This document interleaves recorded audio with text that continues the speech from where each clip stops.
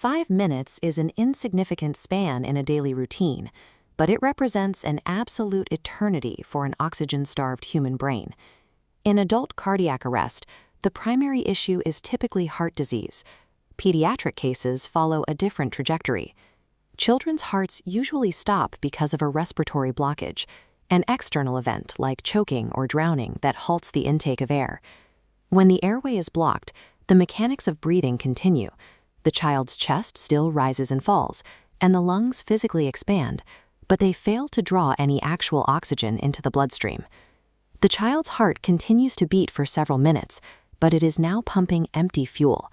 The bloodstream is moving, but the life-sustaining oxygen required by the organs has been depleted. The brain is the most vulnerable point in this system. It consumes 20% of the body's oxygen to maintain its electrical activity, yet it possesses zero capacity to store that oxygen for later use. The moment oxygen intake stops, a biological countdown begins. Every second of deprivation destroys irreplaceable neural networks.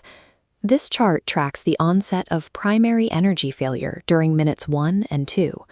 As cellular energy reserves, known as ATP, rapidly deplete, the brain can no longer maintain its electrical signals, and the child falls into unconsciousness. During minutes 3 and 4, the starvation reaches the heart muscle.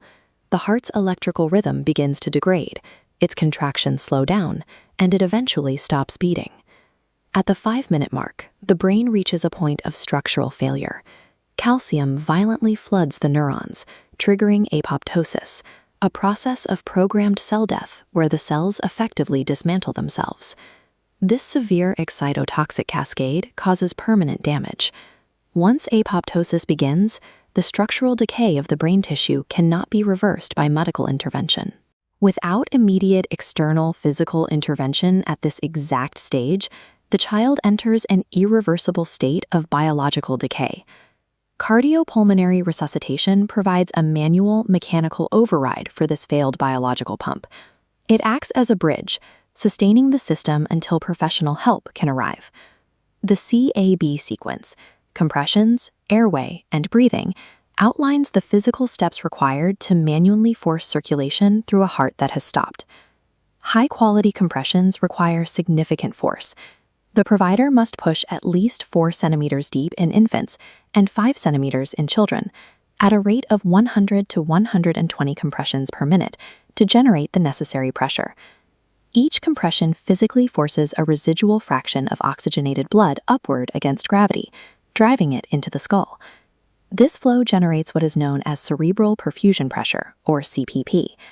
Maintaining this pressure artificially pauses the chemical countdown to cellular death. Bystander CPR is not a medical cure. Its sole purpose is to maintain the brain's baseline viability until advanced life support arrives. Even after the heart is successfully restarted, a secondary danger emerges over the following hours and days. This is secondary energy failure. It is a delayed biological cascade where the brain suffers from severe inflammation and rapid tissue swelling. The pediatric intensive care unit is the battleground for this second stage. Specialists work to aggressively counteract this post-cardiac arrest syndrome. Doctors use mannitol and hyperventilation to reduce raised intracranial pressure and strictly control the patient's body temperature to prevent hyperthermia. Specialists balance every variable, monitoring oxygen and blood pressure to prevent oxidative stress, and using anticonvulsants to suppress energy-consuming seizures. The success of these advanced ICU treatments is entirely dependent on how much healthy brain tissue was preserved by bystanders before reaching the hospital. The difference between a complete neurological recovery and permanent impairment is decided by the immediate actions taken in those first few minutes.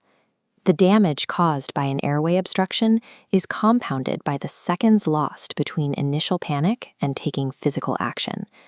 A bystander's knowledge of CPR is the only mechanism capable of arresting the 5-minute window of decay. Knowledge saves lives.